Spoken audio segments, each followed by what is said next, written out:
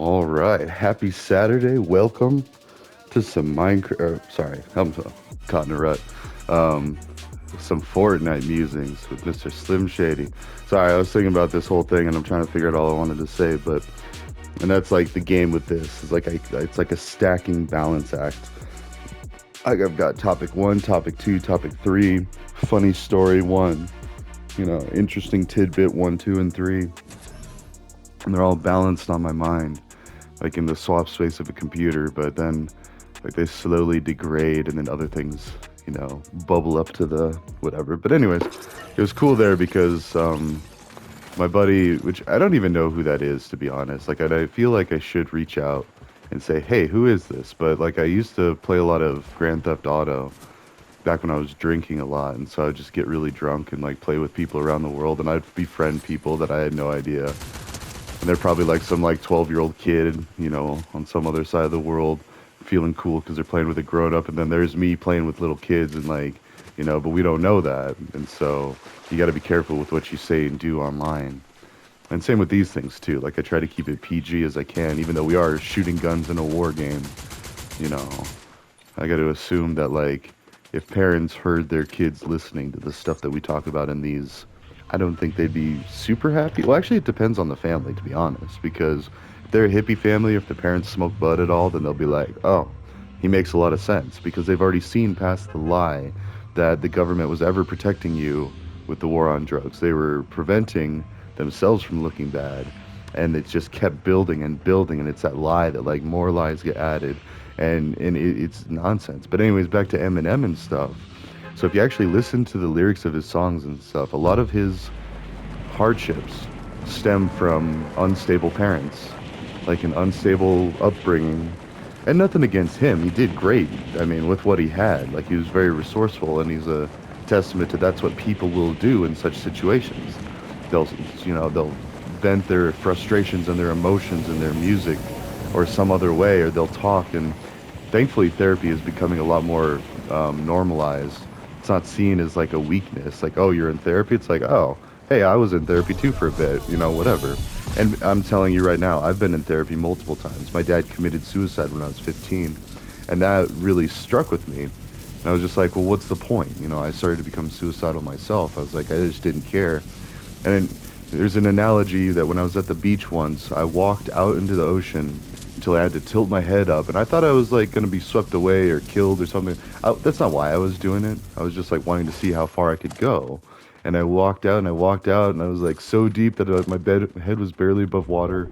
I had to tilt it back as I was getting deeper, and then it started going back down. I was like, wait, what's going on? I found a sandbar with a bunch of sand dollars, like dead sand dollars, because apparently those are living creatures. They like move around. They have a bunch of little arms and things. Let's see.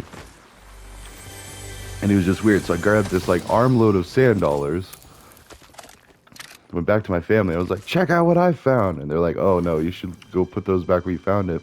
But yet people like go sell them in gift shops all the time. And that's like a total touristy thing to do when you go out to the coast, is like, oh, I want to buy some sand dollars from, like the gift shop or whatever.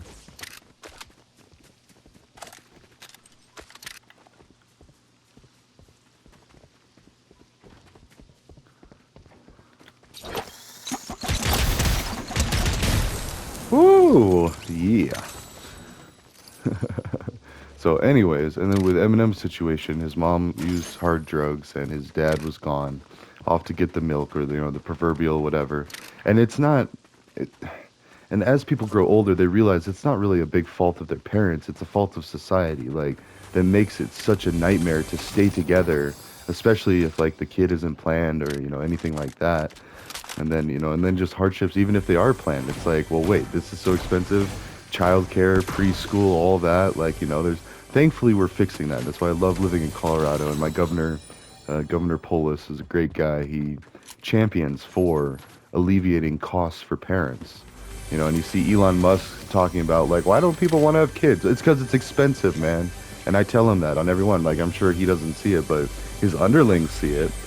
My 5,000 followers see it, although I'm sure a lot of those are probably bots or what have you. But, like, people are figuring this out, that we have allowed such things. Ooh. That's a more stealthy. Yeah, let's do the fire mask. I like the fire mask. I think I cursed myself the other day playing it.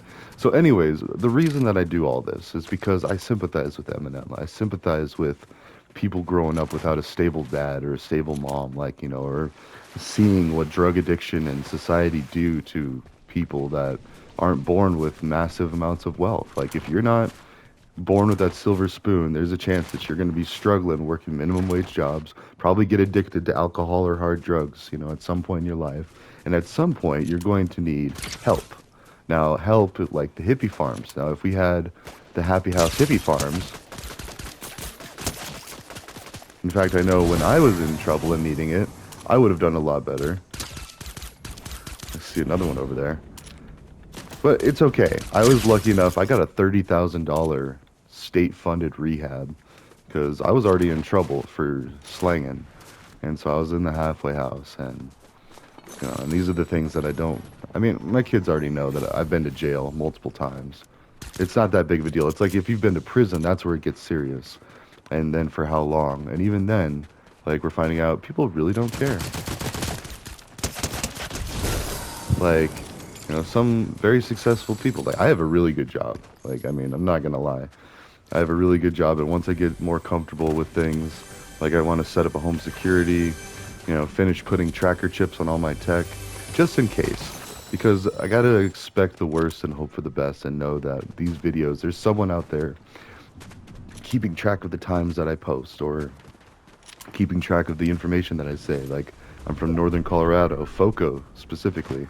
Fort Collins is a big city, and that's the fun thing is like I'm friends with a lot of cops up here, and so it's like, you know, and even if I wasn't, even if they hated me, a quick phone call and there's an army of SWAT like at anywhere in the city, like it's it's scary at first, and if weed was still illegal, I'd be very upset about it. But now that weed's legal, I really don't care about it. They're here to protect and serve me as long as I don't break the laws. And, you know, let me look around. I don't want to do hard drugs. I hate alcohol. I love all the legal stuff. I mean, and even mushrooms.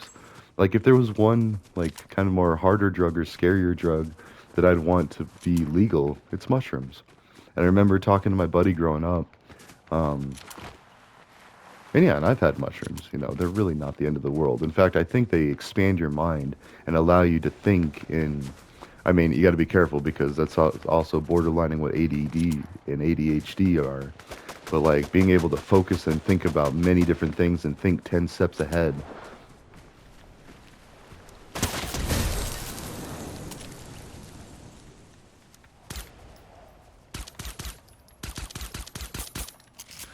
There they come.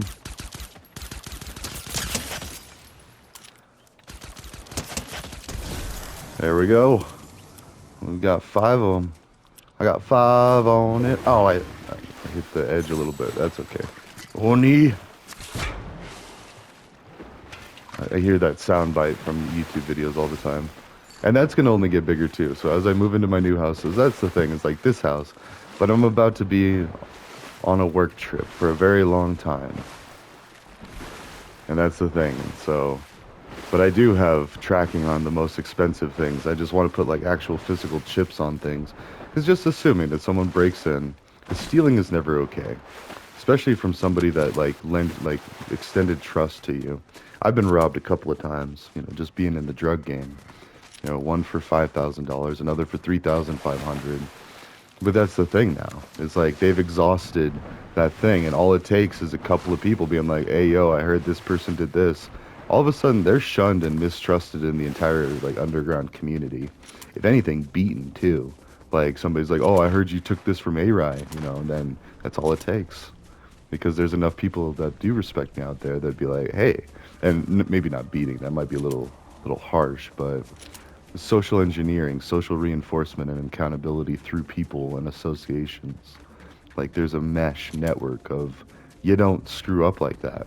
And it works in a positive way too. Looking at Redman and Snoop Dogg, and Eminem's always been down with a lot of people and also not down with a lot of other people.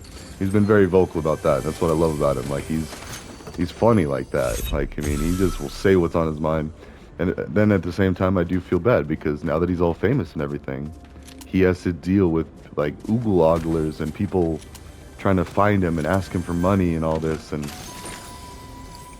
that's the other thing too. You know, part of these projects are to alleviate that pressure from people by allowing them to funnel some of their money and let it be known too, so people will get off their back for, you know, having more than everyone else and then not doing anything with it, because they are.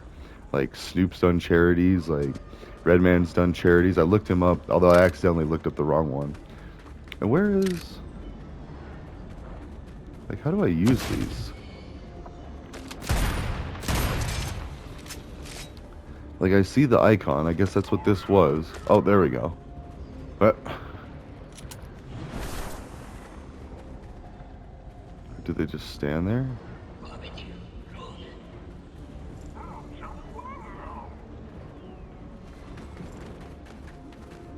Very disciplined. That shall be your undoing.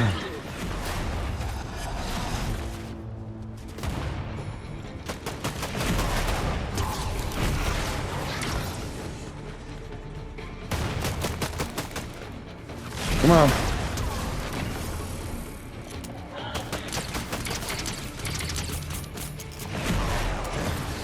Yeah, buddy. You chose death yourself. Haha. Actually, I chose it for you. Okay.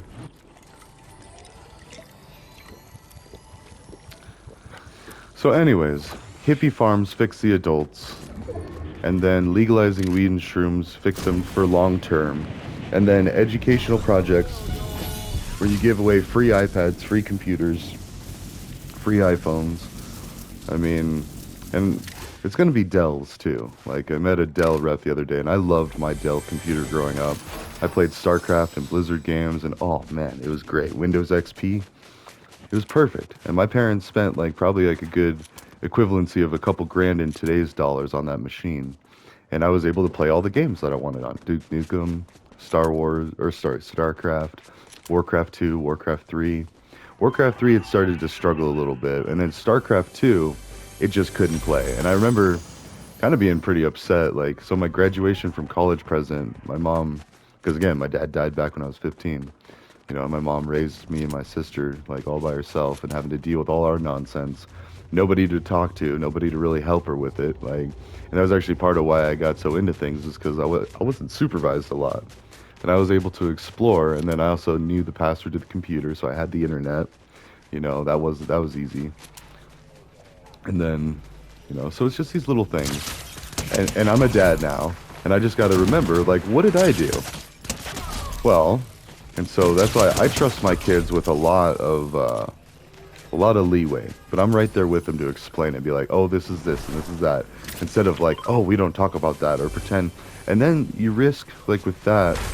And my co-parent's the same way, which is funny. Like, she's the same way, but with other things. Like, she explained how, like, people get pregnant and stuff when they were, like, 7 and 8. Like, so, yes, there you go. So somebody now knows that my kids are of a certain age, older than 7 and 8. There you go. So they're not little toddlers anymore. But I do want more kids. I do want to go get at least 1 or 2 more. Like they're from a store.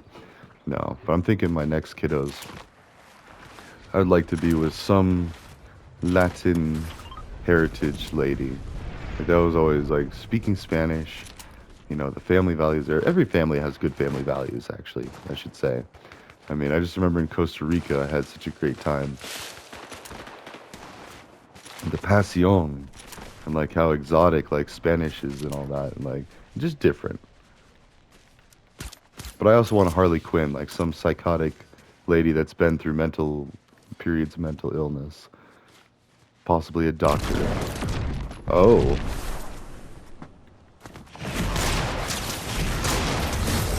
Woo! I freed this guy, but I'm going to ask you to. Can you help me now? And let's party. We'll do that one and then. Whee! I shall happy dance with you, but I wanted to put my mask on. Thank you. Oh. This guy wasn't messing around. Oh.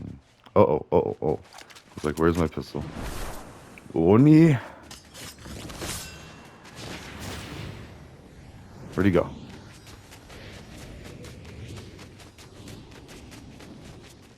Oh, I have full ammo too. Nice. Get this gold. I don't want to use my... There we go.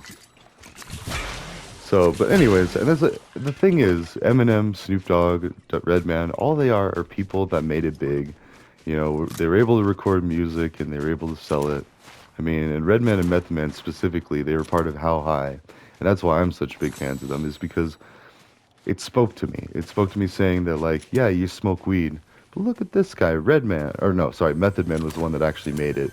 Redman was still just fooling around and didn't take it seriously in the movie. I mean, again, this is all fictional, but like, you know, seeing Method Man, a weed dealer and a drug dealer, go to Harvard, get an education, have a revolutionary plant project that he was working on, like it was a very big, strong motivation for me, because I smoked a lot of weed.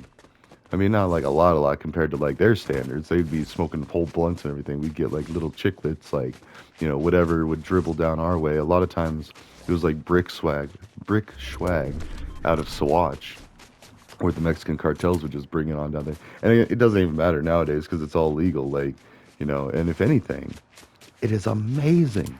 Like legalization, no more black markets, no more dog hair, dog poop. Like, you have no idea what's going on in your weed. Like, no, it's like treated like a commodity. It's studied. Like, they know the terpenes, the cannabinoids. Like, this one will get you this way. This one will get you that way. You will feel like this. I was talking to the lady and she's like, hey, I suggest this for you because I like a low potency sativa where I can still do stuff. You know, I don't like to lose control ever. I've never liked to lose control. That's why I like getting drunk and stuff. I hated it. And I had a prescription for Adderall, so it was like basically synthetic meth. So like you could get drunk, you know, pop an Adderall, and not even pop it, you could crush it and, you know, make it go instant. And then you're just wide awake again, like nothing ever happened.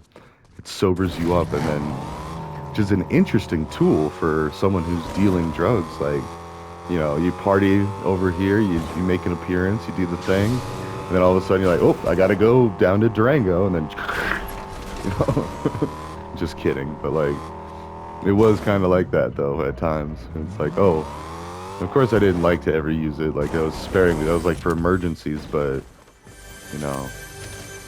And like Redman's new song on that, or whatever it is, I'll be on that. Like talking about dealers being lazy and taking their time, and it's like just being completely disrespectful of other people's schedules. I was never like that, and that's why how I eventually got caught, because everybody gets caught eventually. Like, I feel like, you know, it's just too hard not to anymore, or at least it was. And now that weed's legal, a lot of people that would have been dealing are now not dealing because there's no point. You just go to the grocery store and get it, like, and please do. And then it's on your time, and your dime. It's a fraction of the cost too. It used to be $3.50 a zip. That's an ounce. $350 for an ounce. That usually lasts people about a month that they smoke regularly. So an eighth would last you about a week or 2 weeks, maybe half a month. But of course, for a lot of people, they have to stretch it because they couldn't afford more than that, because eighths used to be 50 bucks. And if you wanted a deal, you had to sell 7/8 just to smoke 1/8 for free. So you're out there hustling just so you could smoke your own weed and enjoy it, which meant a lot of times you weren't actually enjoying it. You were using it and then like, nope, gotta go be on someone else's time. Like, you know, so it's just kind of, it's an amazing time we live in. And I'm glad that I did live through the hard times, so I have this appreciation for it. And I'll tell the little youngsters, I mean, I'm not telling my own kids that yet, but once they get to like, you know, high school, for sure you're right. I'll give them all the pointers. Be like, no, be careful with this, don't do this. Because, you know, and that's all Dare ever was supposed to be, was they're supposed to be supplemental to the parenting that you're doing. You're supposed to tell them that crack is bad, that cocaine is still bad, but it's not as bad, that meth and heroin can ruin your life, that if you get anything off the streets, there's a chance it has meth or heroin in it. And now fentanyl, that's even scarier. That you could die at first use. So that's the thing. The kids are going to go out there and experiment. They're going to go break the rules. They're going to go test the limits. It's naive to think that they're not. And by legalizing weed and mushroom, They're in that bush. They're gonna be flushed out. Oh, nope, now they're over there.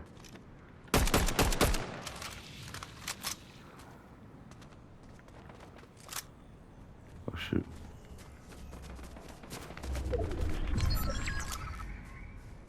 Okay, so he's over there.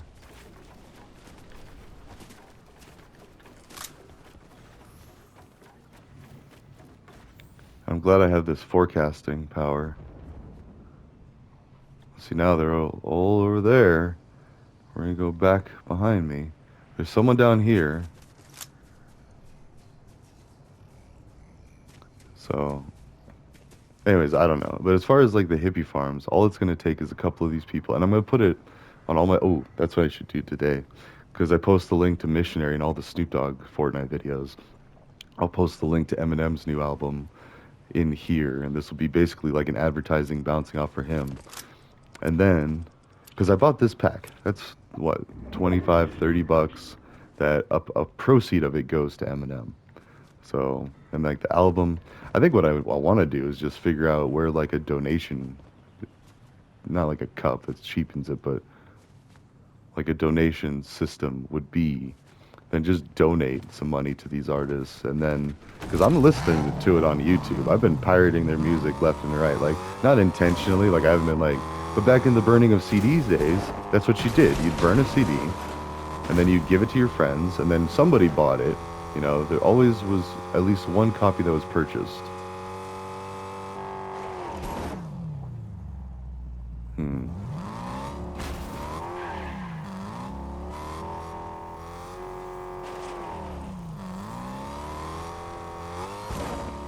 Where are they? I mean, I'm gonna go back to the safety, and then just gonna let them come to me. There's one.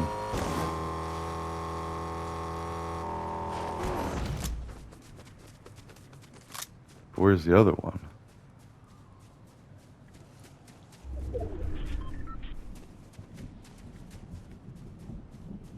They're like in there.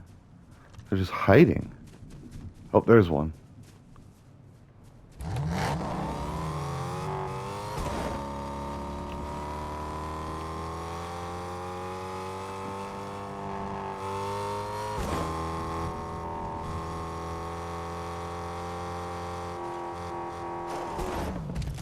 There we go. And I shall hide. There's one. Go fight each other. Ah!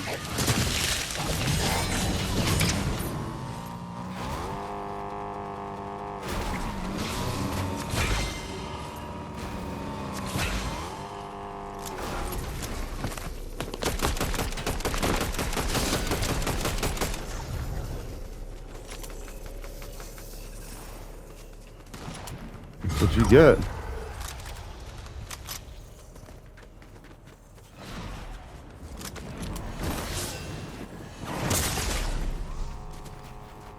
Oh, he's got my car.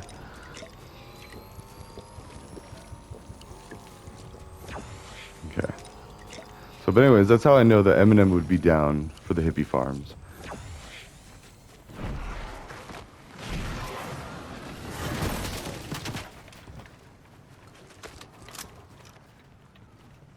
Where is he?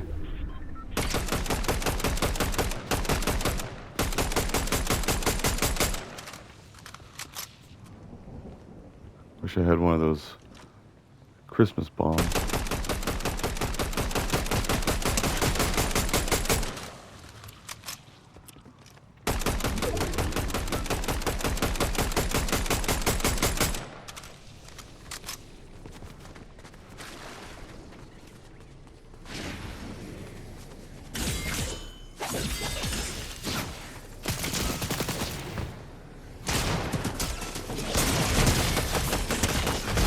Yeah, victory royale. Woo! Whoops. Actually, it's about time to go. I had time for maybe one more quick one, and then my kids are gonna be here any minute. But that's basically what the deal is. Let's go give this crown away to someone.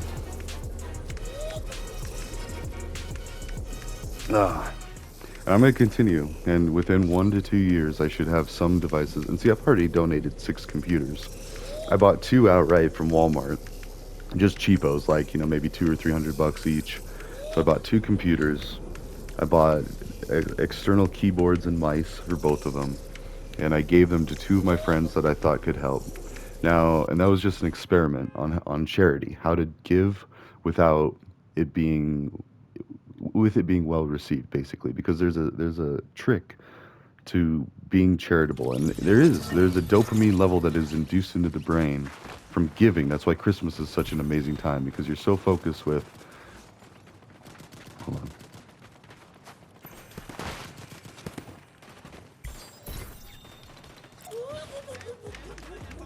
Yeah.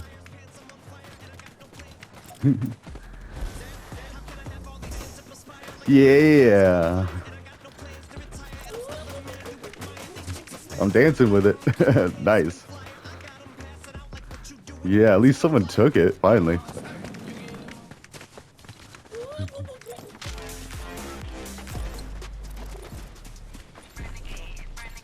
Yeah. Good luck, man.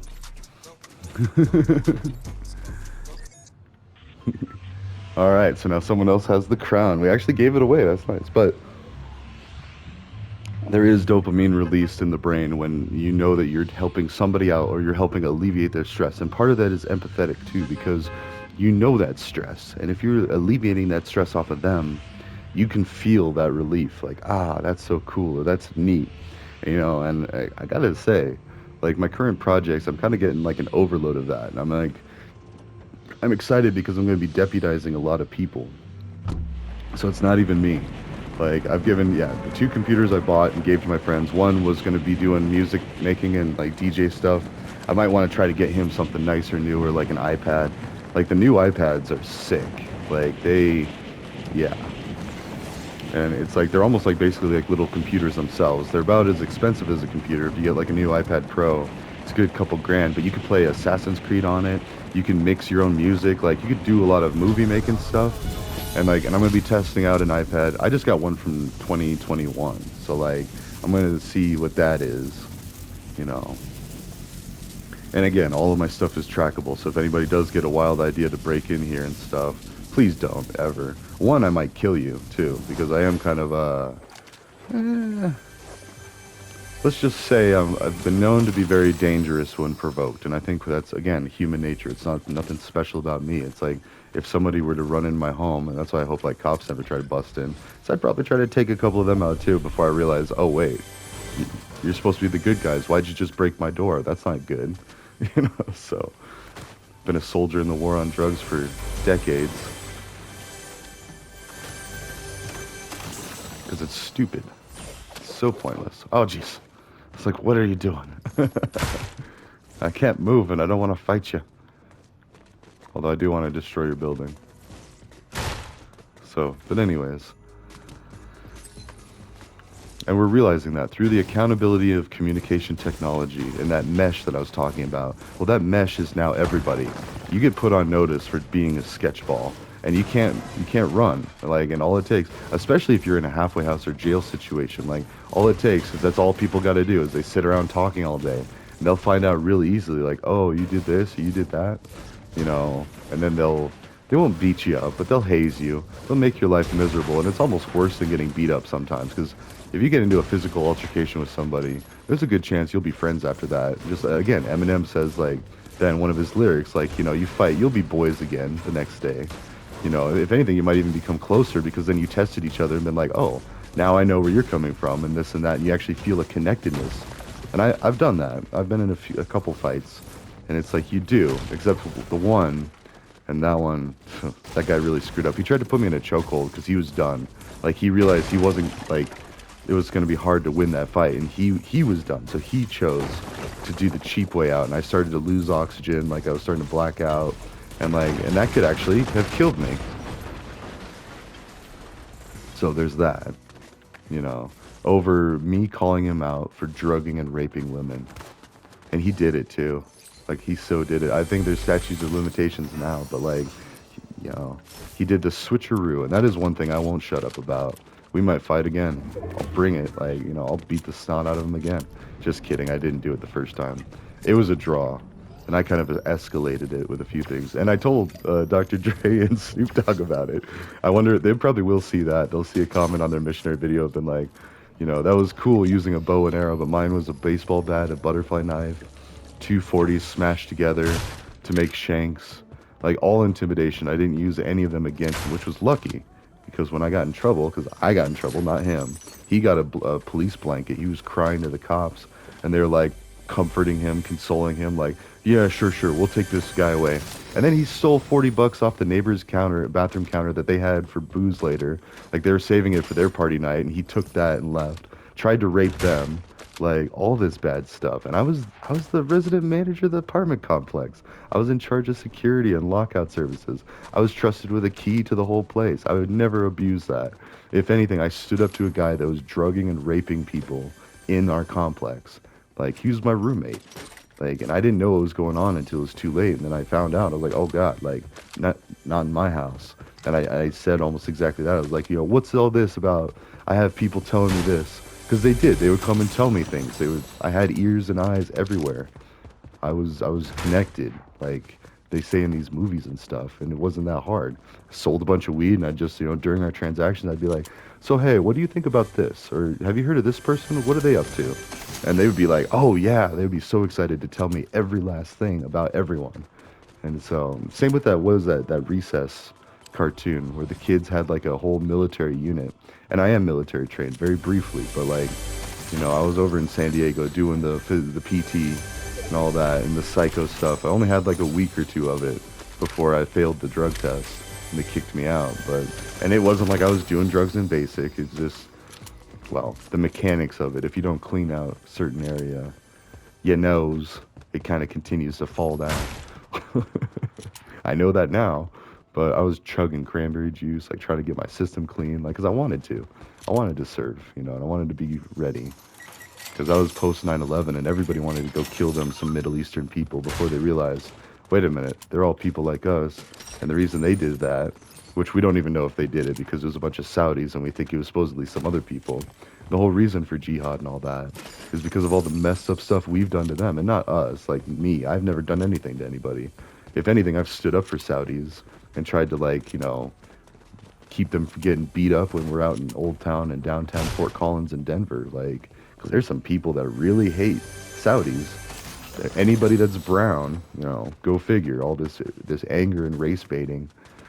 And now everybody's like looking hard at each other like, are you an immigrant? Are you going to get deported soon? And then the immigrants, or the people that are actually most likely just normal citizens, are looking back like, are you going to try to deport me soon? Like, it's at the back of everyone's mind. Now, I'm lucky because I'm whiter than white. Like, there's no question that I am white trash, redneck, Native American, or not native, sorry, but I am born American, raised American. Yo hablo de español también, pero, it's no mucho y malo y despacio. Mi español es como un niño. That's what I like to tell people. It's like, my Spanish is like a kid's Spanish, like 5 years old. I can speak some. It's not great. And then they laugh and they're like, oh no, es muy bien. It's very good. And I talked to this guy in Spain, this taxi driver, and I was explaining exactly. I was real with him. I was like, drug dealers are taking over America, as it should be. Wait a minute. Oh, this is so cool. Is the music coming from the river? And I feel like this is the area where that guy's fighting the demon.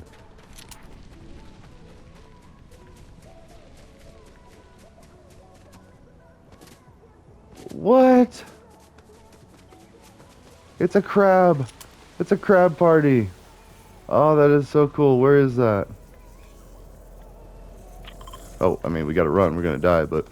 Okay, so there's a beach party. I thought it was coming from the river. Like, maybe you defeat the demon, and then there's some, like, anime music stuff going on. That was pleasant.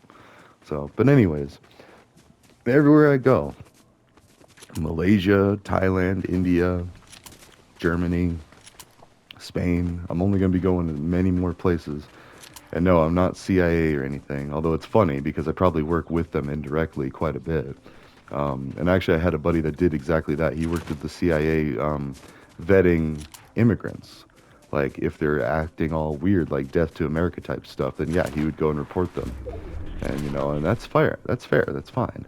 But what I was doing with a lot of the immigrants is like, hey, you want to go party? And through assimilation and goodwill and empathy and honest integrity of wanting the best for all of us, inclusion, I taught a lot of people well. And then they take that education back to their countries. They're like, hey, this is what A-Rye taught me over here. And, and I'm inclined to believe him, or I'm inclined to disagree with him for this reason, which is totally fine too. And I tell everybody about that. Like, we don't have to be in complete agreement. We can be friends. We can be acquaintances and all this. Don't ever stab me in the back. And I've got quite the list of people that have. I'm not going to do anything violent about it, but there is going to be accountability and communication too. Because when all this other stuff comes out, if any of them tries to approach, I'm actually already going to reach out to a couple of them. Like the one dude, he only ripped me off for like 2 zips of boomers, which is street value 400 maybe. So $400, and I was supposed to get a trade. That was back when I was off the wagon. I was wanting to get some of the devil's dandruff. So, and it was probably a good thing. He was saving me from myself.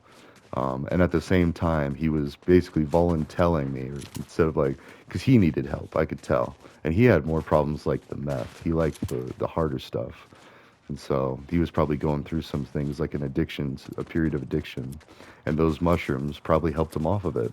And probably helped him and all those people around him off of it. So if anything, I'm kind of happy about that one. Like, yeah, I lost $400, but did I really? I think I only paid like 200. So I lost $200 in trust. And even then, if I talk to that guy and explain what's up, and I saw him too. He came into the subway I was working at when I was back serving my time, like in community corrections. I made his sandwich. And I was like, I'm everywhere, man. I'm not going away. And I think he started to realize that. And so I wouldn't be surprised if we start seeing...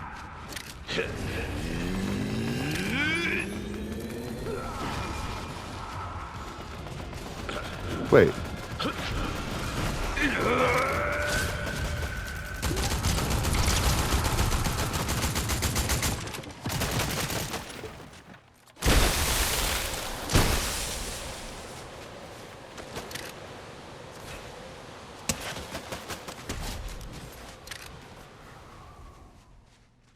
Oh, I killed their buddy. I'm gonna kill you. Yeah.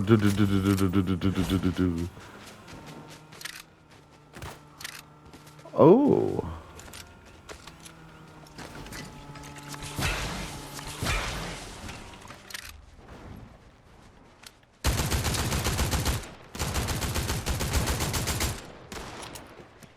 Ah. What? What just happened? He's got a crown. And where'd that demon go? I kind of want to go fight the demon. Oh, they killed the demon. Oh, I'll take the bone.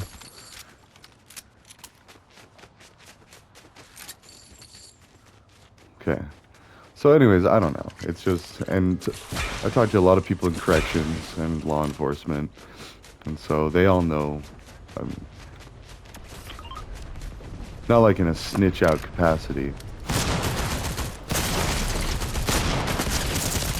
Ah, there we go. That's fair. I need to go. It's 40 minutes. All right, so talk for now. I'll see you in the next one, and we'll be a little more honest in these Eminem ones, but just so like anybody coming in, I'm just trying to understand what all this is about. That's what it is. That's why I do all this stuff. It's not because I want to just go and party. I mean, that's part of it, but like at the same time, I want everybody to have the freedom to enjoy things like cannabis and mushrooms with responsibility, like responsibly. So until next time, I will see you in the next one.